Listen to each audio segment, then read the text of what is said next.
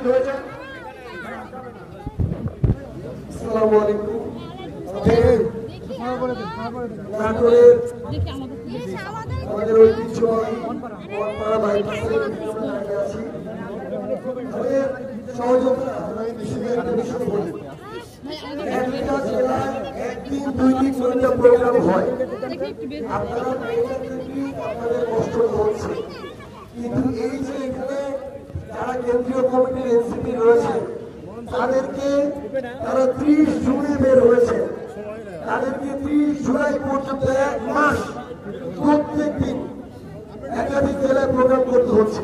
তো তাদের কষ্টটা বুঝতে হবে। আমরা যদি একটা উপজেলায় প্রোগ্রাম করি বা আড়াই আলাদা করে, বাকি সবগুলো উপজেলা বলবে যে আমরা তাদেরটাতে কেন যাচ্ছি না।